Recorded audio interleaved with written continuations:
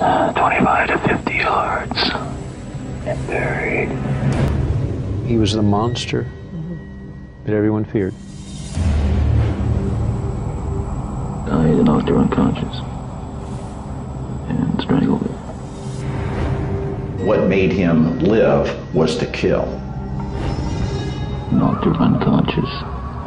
They handcuffed her and put her in the passenger side of the car. I would describe him as being as close to being like the devil as anybody I've ever met. Ted Bundy was one of America's most notorious serial killers. Over a 4-year period, he brutally murdered and mutilated 30 women.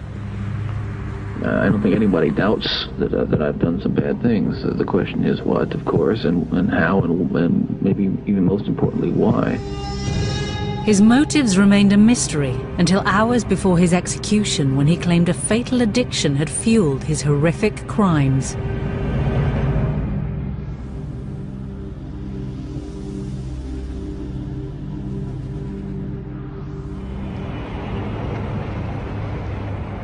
On January the 23rd, 1989, at Florida State Prison, journalists were being shut out of one of the biggest death row stories of the decade.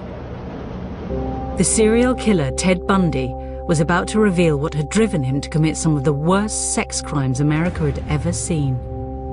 In 5 cases, he took the girls' heads off and kept them as souvenirs. In one case, I believe he bit a nipple off. He was like a shark, just, feeding in a frenzy. He could look into their eyes, he could hear their last gasp, and actually breathe their last breath as they exhaled.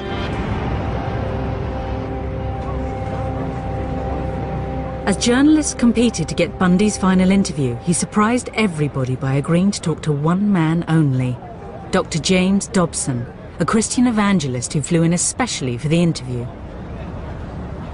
You really feel that hardcore pornography and the doorway to it, softcore pornography, is doing untold damage to other people and causing other women to be abused and killed the way you did others.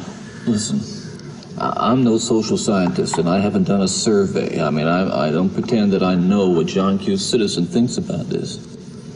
But I've lived in prison for a long time now. And I've met a lot of men who were motivated to commit violence just like me. And without exception, every one of them was deeply involved in pornography, without question, without exception, deeply influenced and consumed by an addiction to pornography. As Dobson saw it, this interview contained a powerful message, one that was central to the Christian evangelical movement, and which fanned the flames of the debate about the role of hardcore pornography in violent sexual crimes. The interview was given to every broadcaster in America on one condition, that they play it unedited from start to finish. But had porn really been responsible for turning a seemingly all-American boy into a monster? He told Dobson what he wanted to hear, that it was hardcore pornography, violent, hardcore pornography, that led him astray. And that's something that I will not allow my industry to take the blame for. I knew what he said was true. Common sense tells you that that type of hardcore material is destructive for young people especially, and it breeds disrespect and violence against women. The interview started a debate that led all the way to the White House, and an investigation into what drove Bundy that would open a chamber of horrors. He wanted to possess them as if you would possess a Porsche or a potted plant. He was basically reconstructing who they physically were.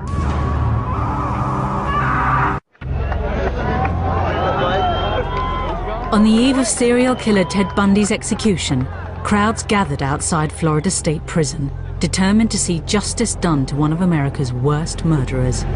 To comprehend all this, you have to go back a few years to try to understand Ted Bundy, what he did, and who he was. I think Ted Bundy in the United States probably is the standard by which other serial killers are judged. In a 4-year period, Bundy committed a series of vicious killings that horrified the public. Beginning with Linda Ann Healy in January of 1974, Bundy began killing approximately one girl a month. In fact, later on, the police would produce what they called the Girl of the Month Club, as they traced the girls who disappeared and then were later found dead.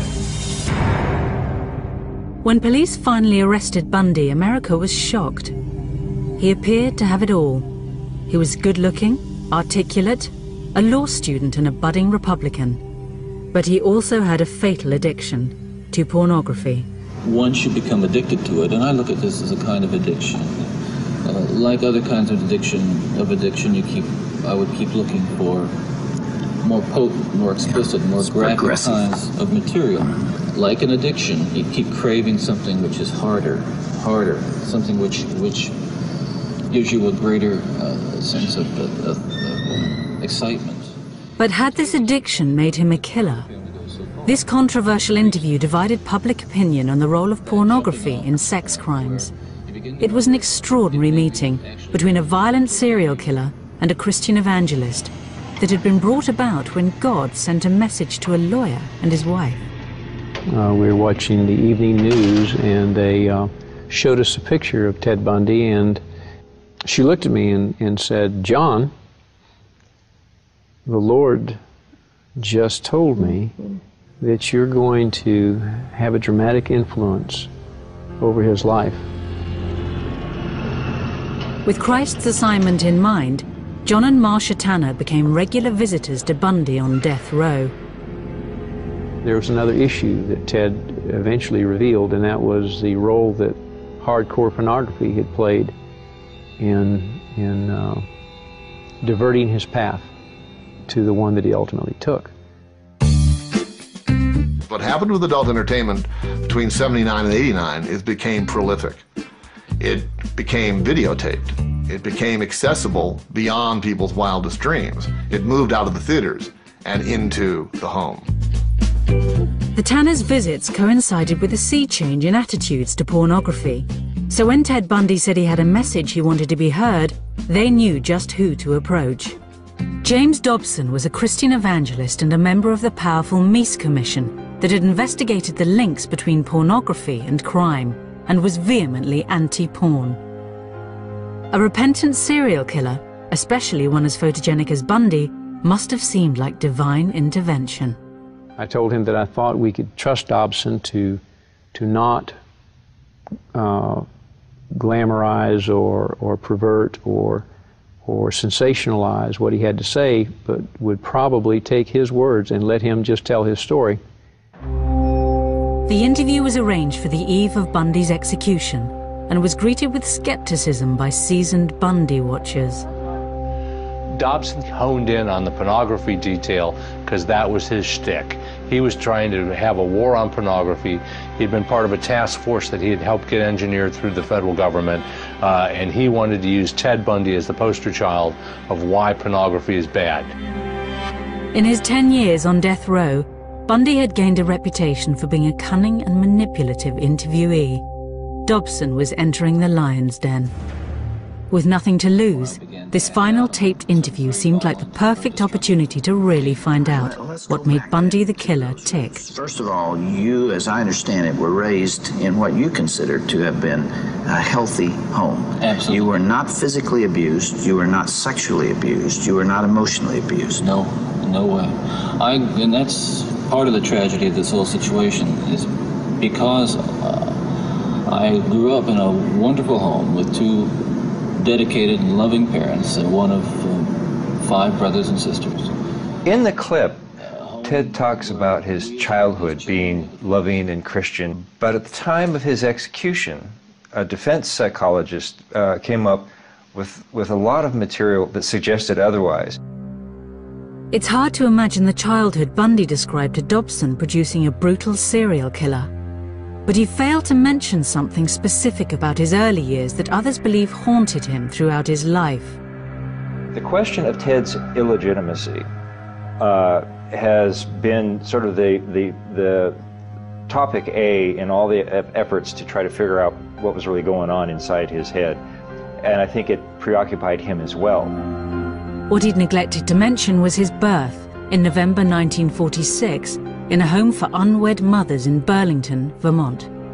His mother, Louise Cowell, had gone there from Philadelphia to have Ted. She later told the story that Ted's father was a World War II veteran who had romanced her and compromised her and then abandoned her. In the course of our investigation, we interviewed a lot of people, including some of his family. One member of his family, I believe his aunt, told us that there had been suspicion that in fact his grandfather was also his father. But we were not able to prove that that was the case. To avoid the shame and stigma of illegitimacy, Bundy's mother passed him off as a baby brother. Later, she moved to Tacoma, Washington, where she met and married Ted's stepfather. How nuts would you be if you were pretending to be a brother when you know it's your mother?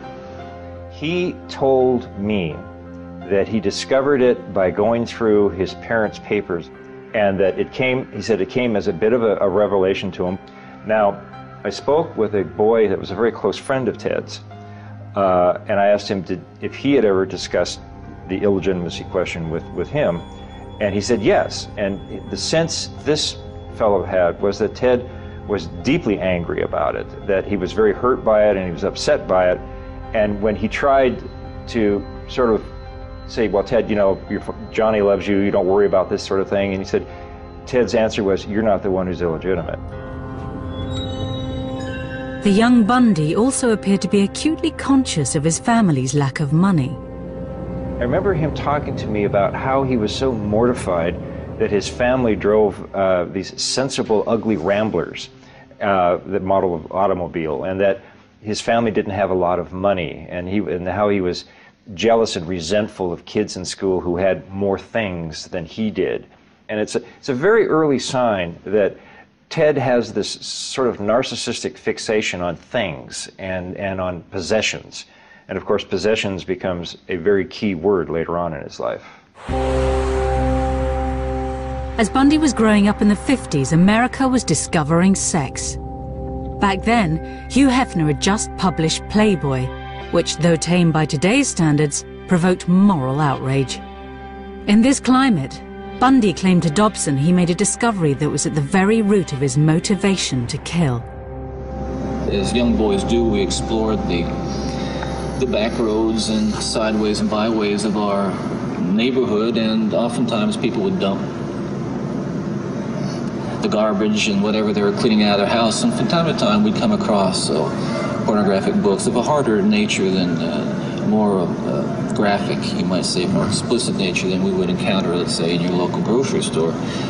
And this also included such things as, let's say, detective magazines and more hard... Those that involve violence. Yes. Ted tells Reverend Dobson that when he was a young boy that he found pornography, as he called it, outside the house.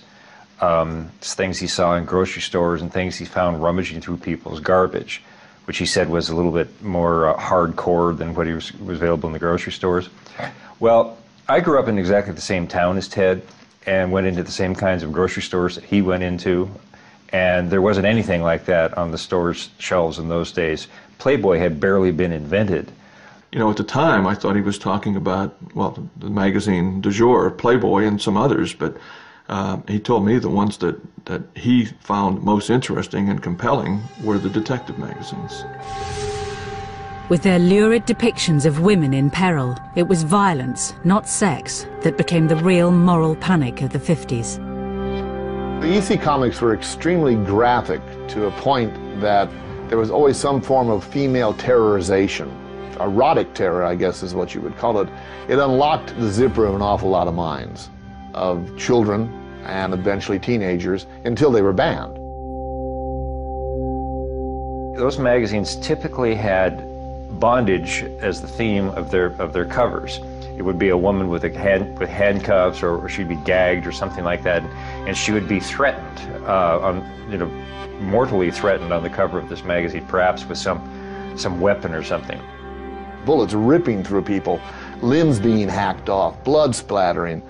But constant terror in the look of these beautiful women in lingerie, I'm willing to bet that they started to ignite what became a forest fire in Bundy's psyche.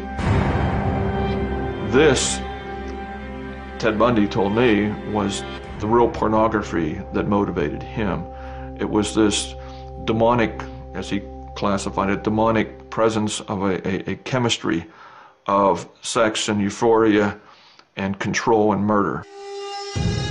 For Bundy, this was a cocktail with a lethal effect. It fueled your fantasies, didn't it? Well, in the beginning, it fuels this kind of thought process. Then, at a certain time, it's instrumental in what I would say crystallizing it, making it into something which is almost like a separate entity inside.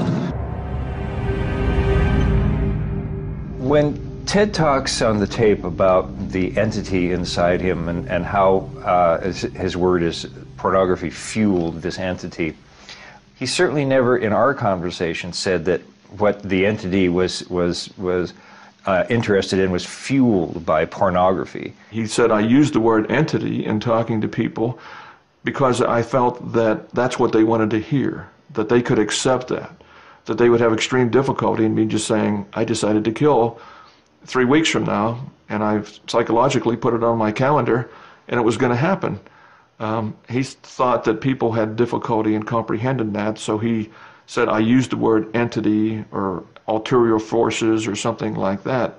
It's not uncommon for other serial killers to do that. I've had the opportunity to interview many. The key issue here is that Ted was on this course to behave the way he behaved with or without pornography. Gradually, Bundy started turning his fantasies into a disturbing reality. One night, he gets drunk and he's had quite a bit to drink, and he's walking down a street and he sees a woman walk out of a bar, and not even thinking, he follows her. And he follows her to her house, and as she's trying to get in the door, he runs up behind her and she screams and he runs away. Again, he's out one night prowling around. Again, he's had something to drink. Again, he sees a woman. This time he grabs a stick and comes up behind her and hits her on the head. And then again, shocked at what he's done, runs away. He gets into peeping, which is one way of getting what he wants, working on, building his fantasies. Peeping in the window, masturbating, peeping in the window, masturbating, and then one day he just jumped over the line and went nuts. On January the 4th, 1974, Bundy crossed the line. 18-year-old Joni Lenz was attacked in her bed. She was found barely breathing, covered in blood, and with a metal bed frame rammed into her vagina. Incredibly, she survived. Others would not be so lucky. By July 1974, the whereabouts of 6 missing girls around the Northwest remained a mystery. Bundy had become a calculating killer. Each time I'd harm someone, each time I'd kill someone, there'd be an enormous amount, especially at first, enormous amount of horror, guilt, remorse afterwards. But then that impulse to do it again would come back even stronger. Now, believe me, the unique thing about how this worked, Dr. Dobson, is that I still felt in my regular life the full range of guilt and remorse about other things. Regret and... but you had this compartmentalized... This compartmentalized, very well-focused, very sharply focused area where it was like a black hole. It was like like a crack. And everything that fell into that crack just disappeared. I mean, he shocked me at times because he could be so remote from the crimes that he committed. He had so depersonalized these victims. He started laughing at one point where he was talking about Roberta Parks. He just started laughing about her. We learned of the importance and capability of these killers being able to compartmentalize things so that they can carry out normal lives otherwise, where they're not going to be suspicious. And when anybody finds out that they are a suspect, they're totally shocked that they've got this capability to do that. Ted did not have any guilt. He did not have any remorse. He did not have a conscience. And so when he talks about being, 99% normal and 1% abnormal, it's an ugly joke. He was 100% abnormal. Bundy's seemingly normal life continued. Whilst abducting and murdering young women, he was able to hold down an apparently normal relationship with Liz, a young divorcee. She later testified, though, to an increasingly strange and violent sex life. Liz reported a lot of, unusual behavior. Ted examining her body with a flashlight at one point, him wanting to tie her up. I think she found some pantyhose in his, among his clothes at one point. She once found a big bag or box of keys to all sorts of. She had no idea where all these keys were from, but they probably came from Ted's nocturnal wanderings. She would remember later on him telling her that he had thought about killing her at one point. She would remember to the police that he tied her up on a couple of occasions, so they had bondage sex. Bundy started to enjoy the power he had over his victims. He and I talked about why he killed. He said because possession was at the bottom of his desires. He wanted to possess them, he said, as if he would possess a Porsche or a potted plant. And a memorable quote from Ted that, to an FBI agent was, if you have enough time, you can do anything you want to them. In the detective magazines, it seemed Bundy had found the perfect inspiration for his crimes. He reconstructed those magazine covers. Some of the victims were found with their hair styled in different ways than they normally would, or different clothing or different makeup on.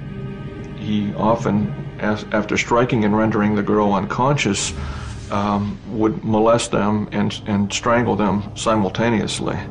And he enjoyed that quite a bit. Bundy's killings continued across the Midwest until his luck ran out, and he was arrested over a failed abduction in Utah. Police raided his apartment, but what they found there and at later locations wasn't exactly hardcore. When we searched his apartment, we didn't really find pornography as such, but what we did come up with in his possession were junior majorette magazines. That's, of course, the young girls in their majorette uniforms. I think that was his form of pornography more than anything. It was just seeing these vulnerable little girls. Bundy was sentenced to 15 years for the kidnapping, but remarkably he escaped and was soon on the run and headed for his most barbaric killing spree yet. This was a vicious animal who was foaming at the mouth when he was inside that house. To the waiting crowds outside Florida State Prison, one of America's most prolific serial killers had become a demon in human form. If anybody deserves to burn, he deserves to burn. He penetrated one of them with a branch. He had bite marks on buttocks. If you took all your horror movies and put them together and got one personality out of them, there he is. To the public, Bundy's murders defied belief, but Bundy himself offered a clear analysis of what had led him to kill. We're talking about an influence that is the influence of violent types of media and violent pornography, which was an indispensable link in the chain of behavior, the chain of events that led to the behaviors, to the assaults, to the murders, and what have you.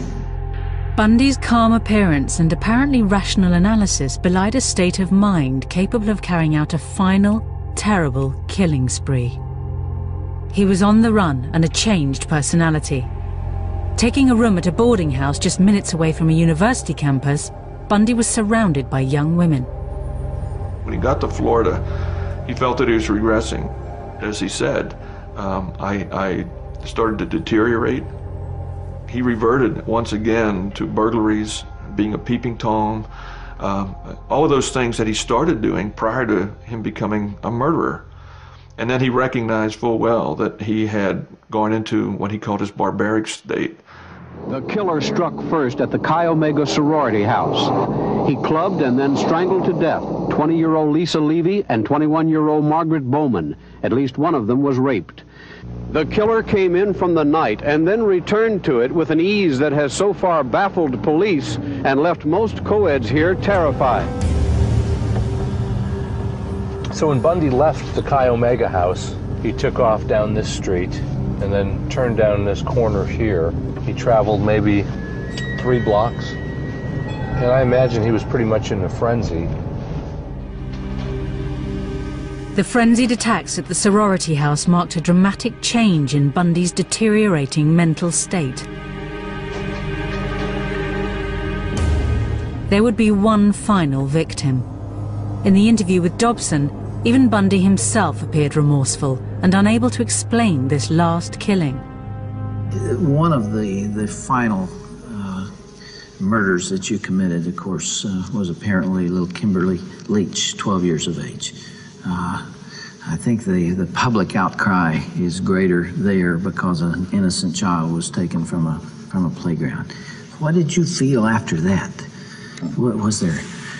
Were there the normal emotions 3 days later? Where were you, Ted? I can't really talk about that right now. Police at the time of Bundy's arrest recall him being anything but remorseful. When we showed him the picture of Kimberly Leach, the 11-year-old girl that he tragically took the life of, he threw the picture down and said, "What you don't understand is I am the cold-blooded son of a bitch you'll ever meet." He was trying to show us that it didn't bother him. The manhunt to find the killer ended when Bundy was arrested in a small town on the Florida coast. At the time of his capture, his mental state shocked police. Well, when we got to him in Pensacola, he was off the chain, as the kids say nowadays. And we spent 3 or 4 days trying to reel him back into the reality of what's going on. He spent the nights talking to the police about himself in the third person, and he, in effect, confessed to having committed a number of murders. The killer that had left a trail of bodies across America had come out of the shadows, but he wasn't going down without a fight. What do we have here, Ken? Let's see. Oh, it's an indictment, all right. Why don't you read it to me? You're up for election, aren't you? Mr. Bundy? You got it, didn't you? Mr. Bundy? You told him that you were going to get me. He said he was going to get me, okay? You've got the indictment. It's all you're going to get. Protesting his innocence, he was going to lead his own defense. The public would have to prepare themselves for a new Bundy. Ted, the showman. Good afternoon, Susan. My name is Ted Bundy, and I'm a defendant in the case, and I'm just here to introduce myself. Bundy's trials were among the first to be televised, and his notoriety turned them into a media circus.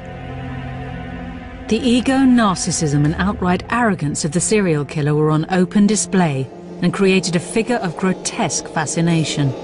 I think the people in Florida, both the public and the prosecutors in the case, and the judges probably also, were fascinated by the enormity of what they thought he had done, and the fact that he could have been the person next door.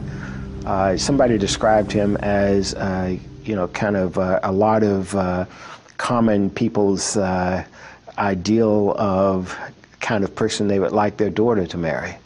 And so I think that there's something frightening about the prospect that, this all-American looking guy could be a serial killer. Bundy became a cult figure. Women flocked to his trial. Every time he turns around, I kind of get that feeling, oh no, gonna get me next. But yet you're fascinated by him. Very, very. Every night when I go to bed, I just, I get very scared. I shut my door and lock him, Try to imagine yourself in his place and to see how he's feeling, looking at the pillows, the blood stains and everything, if he really did it or not. Why do you do it? I don't know. Robin Lloyd, Channel 4 News. Ted had his gallery of women nearly every day in court, and they would send him messages. They would try to get his attention. They would try to catch his eye. And then later when he was on death row, he got tons of mail from them. They would send him nude pictures of themselves, erotic stories, their fantasies of being with him. It's a very bizarre syndrome, and I frankly at a loss to explain it. You're going to represent yourself, or you're going to get another attorney? I'm staying with the man I know best right now, and that's me. His ego led him to believe that there wasn't a brighter attorney out there, even though he had never finished law school. The extraordinary part about the Bundy trial was the extent of his participation in it. Bundy appeared every inch the lawyer, cross-examining witnesses, analysing blood samples, even questioning forensic evidence of bite marks taken from a victim's bottom. Our contention all along, Your Honor, has been that they have taken my teeth and twisted them every which way but loose to fit. He swaggered across the courtroom and he does all the gestures, puts his hands down, and I mean, he watched enough courtroom and enough Perry Mason on television that he absolutely looked and sounded the part of a lawyer. And it was just amazing to believe that this was the guy that was accused of all these brutal crimes. Good morning, officer. Just as he had separated his murders from his everyday life, in court, Bundy separated the serial killer from the lawyer, though the jurors felt differently. He was apparently thinking he was coming across as a lawyer, and they were seeing him in a much different light. He never really appreciated the weight of the accusations that he carried with him and the effect that that had on ordinary people. The first victim you saw was Kathy. Bundy appeared to relish the role of lawyer, at one stage launching into such an excruciatingly detailed cross-examination that he appeared to be reliving the crime. One after another, his trials were descending into chaos. It went day and night on his whim. He got to the point of auditioning some of the lawyers for who would make the opening statement, who would cross-examine certain witnesses, who would make the closing argument. To lawyers trying to conduct an overall strategy of a trial, this was impossible to deal with. You couldn't have a theory of defense when the client was constantly pulling the rug out from under you. In a final act of farce, Bundy used a legal quirk of Florida law, the fact that his girlfriend was under oath, to conduct a brief but legal marriage ceremony. Sure. Do you want to marry me? I want to marry you. And I do want to marry you. Here again is the difference in Ted as a defendant who doesn't see the significance of what he's doing to the jury, and Ted, the supposed lawyer in the case. I guess to Ted, it felt or made it seem that he was humanizing himself, but it looked like a trick. To me, it looked like a trick. Maybe he didn't care how it would look to a jury. Wedding or no wedding, the jury was in no doubt. Therefore, it is the sentence of this court as to count one of the indictment that you, Theodore Robert Bundy, be adjudicated guilty of murder in the first degree, and that you be sentenced to death for the murder of Kimberly Diane Leach. In the 10 years that Bundy spent on death row, books and films vied to explain what had motivated the seductive serial killer. Well, Ted Bundy was a gruesome celebrity in this country, and especially in Florida because of the murders he committed here. And at the time, he probably could easily have been called and was considered the most hated man in America. As his appeals ran out, a demonized Bundy began thinking about how he would be remembered. You know, I make no bones about it. I am looking for an opportunity to tell the story as best I can in a way that makes sense to me and the way that'll help not just you or the families, but that's very important, but also to help my own family. You see, I saw the look in my stepson's eyes yesterday, And to see the look in his eyes confirmed my worst fears. See, he said, "Could you?" He was just absolutely astounded.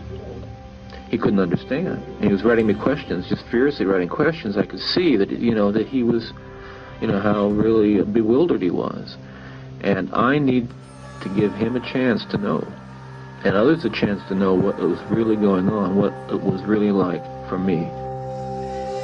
He wanted to create a legacy for himself that was something other than murder.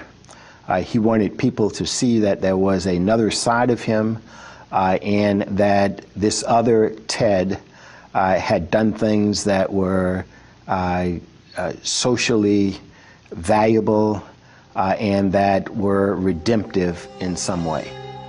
The interview with James Dobson gave Bundy a unique opportunity to offer himself up as a stark warning to society, framing his crimes against the backdrop of a young boy fatally corrupted by pornography. Those of us who have been so much influenced by violence in the media, in particular pornographic violence, are not some kinds of inherent monsters. We are your sons and we are your husbands. And we grew up in regular families. And pornography can reach out and snatch a kid out of any house today. It snatched me out of my home 20, 30 years ago. Towards the end of the interview, Ted sort of begins to catch on to what Dobson wants him to say, and you notice that he issues these dark warnings about all the other the other minds out there that are being polluted by what they see on cable TV, and what he's arguing is that the individual responsibility, to be a citizen, to not be sociopathic, to actually be empathetic and have a conscience, can be undermined by dirty pictures, and it simply is not true. Well, I believe Bundy was used as a weapon by the right-wing, conservative, very religioso, might even call him religious mafia, who decided to use him because he perpetrated sex crimes. And the minute the word sex rears its empty head, you can blame it all on the adult entertainment industry. So Bundy becomes their banner. He becomes their bloody flag to wave into the face of all these people who, because they're watching adult material, might become future Bundys. What a crock of shit. Porn as a source of inspiration or pushing these guys along, as Ted tried to say, is you have to be very careful about that, because one man's pornography is another man's bore. And the stuff that Ted read would not interest another separate offender because he had a whole separate group of fantasies that he's feeding. Plus, pornography is not necessarily sexual violence that you might find prepackaged in a magazine or in a video. When you really examine the psychology of the aberrant offender and where they go to look for things that interest them and help ratify their needs and all that, it's not necessarily what you would think. When Ted was arrested, for instance, he had a bunch of cheerleader magazines in his car. And this was deep, deep, deep into his psychopathology. It's at the end of it, when he was still looking at magazines that 12-year-old girls get in the mail.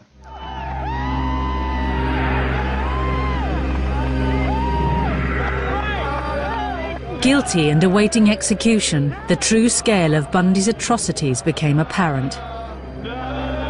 He was confessing to a murder on a tape recorder as he walked down the hall to the electric chair.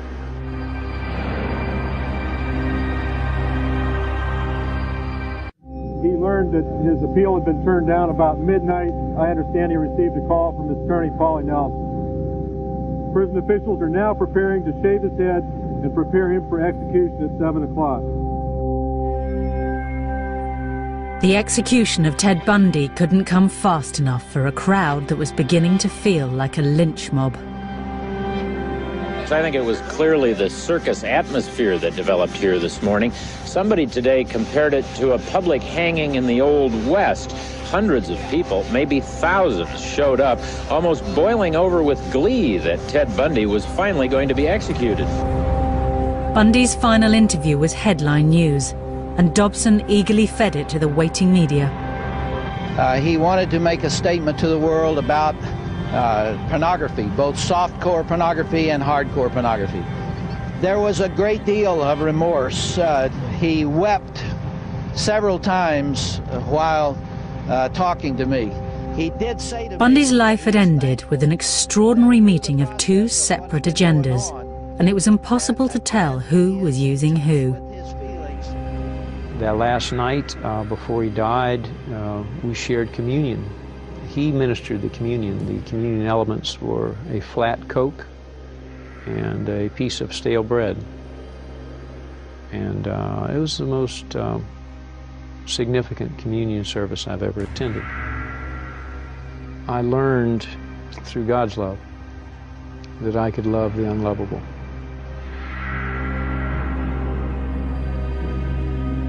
Bundy was suspected of having killed 30 women, but by the time police and FBI finished questioning him, that figure was closer to 100.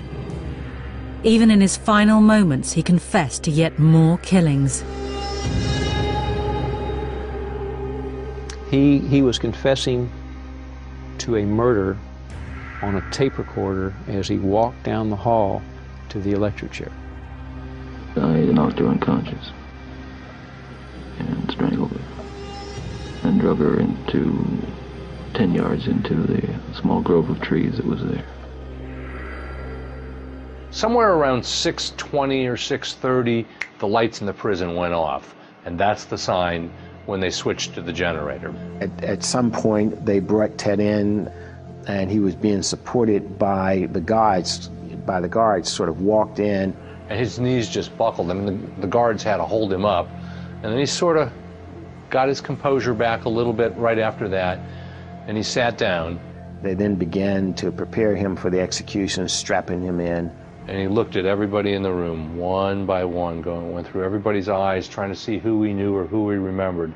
And the only person he smiled at was the prosecutor, and it was kind of, hi. And then they put the headgear on, put the mask over his face, and executed him. And you see the body tense up like that, and then it sort of loosens up. And then after a little while, it'll tense up again when they hit him with the second jolt of electricity. There is a smell of burning flesh in the room, and just a light wisp of smoke from the leg, as I recall. He's gone! He's gone! He's gone! Yeah! He's gone!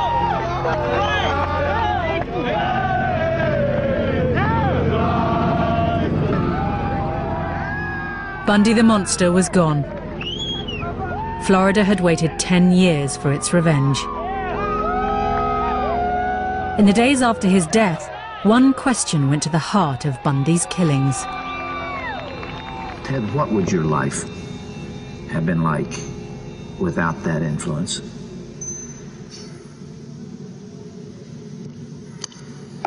You can only speculate. Yeah. Well, I know it would have been far better, not just for me, and excuse me for being so self-centered here. It would have been a lot better for me and lots of other people. I know that. Lots of other innocent people, victims and families. It would have been a lot better. There's no question, but it would have been a fuller life. Certainly a life that would not have involved, I'm absolutely certain, would not have involved this kind of violence that I have committed. He starts out by saying, pornography didn't make me do it.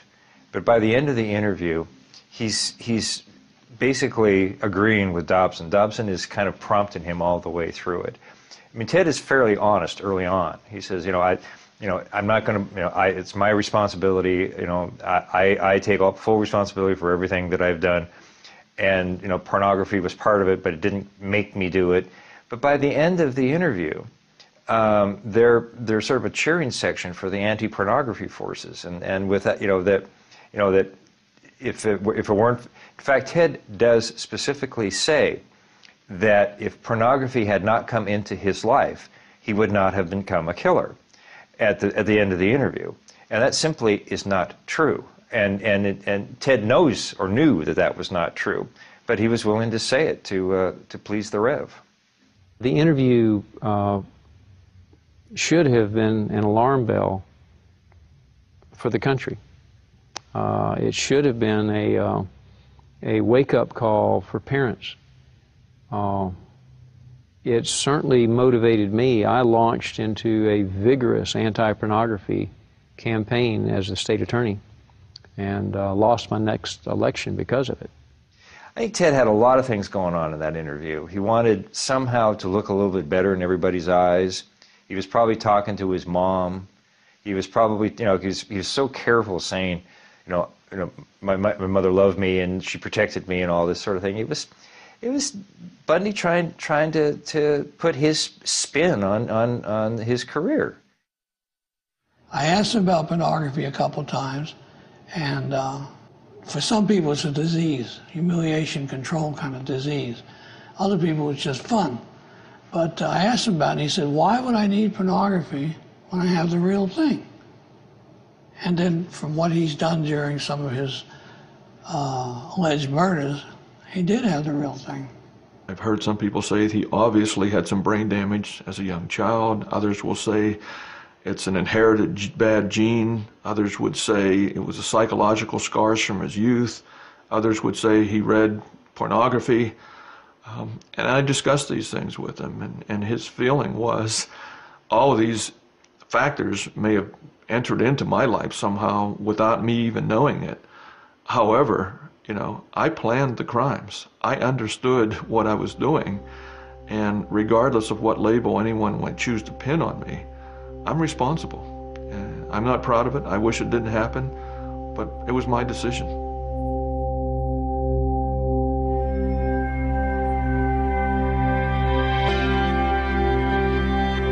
Should we ban hardcore pornography, or should we accept it as part of modern culture? We want to hear your views at channel4.com/health. Next up, the Big Mouth is mulling over the recent rumblings in Big Brother.